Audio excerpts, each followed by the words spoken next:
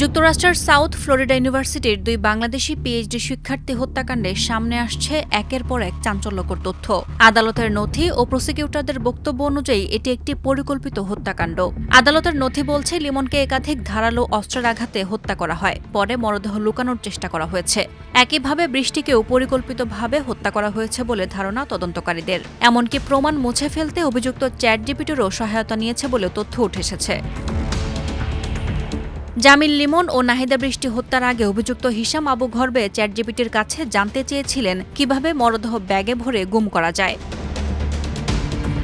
আদালতের নথি অনুযায়ী গত ১৩ এপ্রিল চ্যাটবটে প্রশ্ন করেন আবু গর্ভে, একজন মানুষকে কালো ট্র্যাশ ব্যাগে ভরে ডাস্টবিনে ফেললে কি হয়। উত্তরে বিষয়টি বিপজ্জনক বলে সতর্ক করা হলে তিনি পাল্টা জানতে চান, পুলিশ কিভাবে বিষয়টি জানতে পারবে।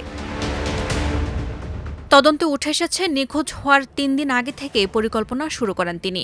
১৭ এপ্রিল তাকে অ্যাপার্টমেন্টের ডাস্টবিনে একটি বক্স ফেলতে দেখেন এক রুমমেট।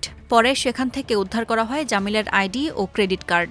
একটি টি শার্টে জামিলের এবং কিচেন ম্যাটে বৃষ্টির ডিএনএও পাওয়া যায়। হিশামের ধরা পড়ার ঘটনাটিও ছিল নাটকীয়।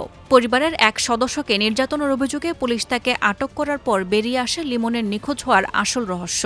জিজ্ঞাসাবাদে হিশাম বিভ্রান্তিকর তথ্য দিলেও আধুনিক ফরেনসিক ও ডিজিটাল এভিডেন্সের সামনে টিকতে পারেননি। এরই মধ্যে শুক্রবার হাওয়ার্ড ফ্র্যাঙ্কল্যান্ড সেতুর পাশে একটি ভারী প্লাস্টিক ব্যাগ থেকে উদ্ধার করা হয় জামিল লিমনের মরদেহ। ময়নাতদন্তে নিশ্চিত করা হয় ধারালো অস্ত্রের আঘাতে তাকে হত্যা করা হয়েছে। অন্যদিকে বৃষ্টির সন্ধানে তল্লাশি চলাকালে স্থানীয় একটি জলাশয় থেকে মানুষের দেহাবশেষ উদ্ধার করে পুলিশ। তবে তা বৃষ্টির কিনা তা এখনও নিশ্চিত করা যায়নি। পিনেলাস কাউন্টি মেডিকেল এক্সামিনার অফিস মরদেহটি শনাক্তের কাজ করছে।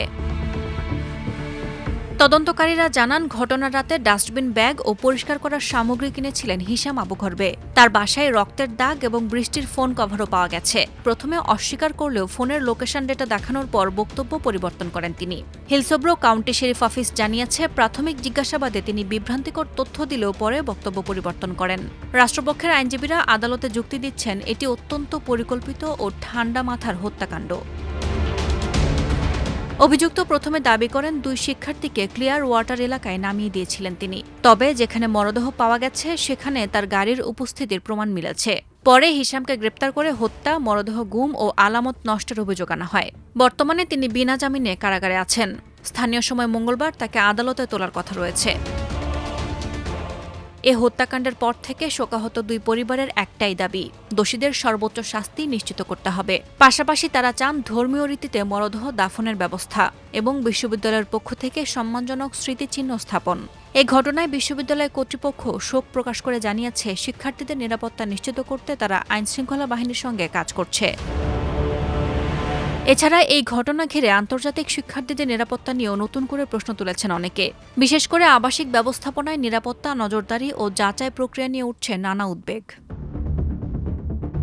সাদিয়া ইয়াসমিন, প্রথম আলো।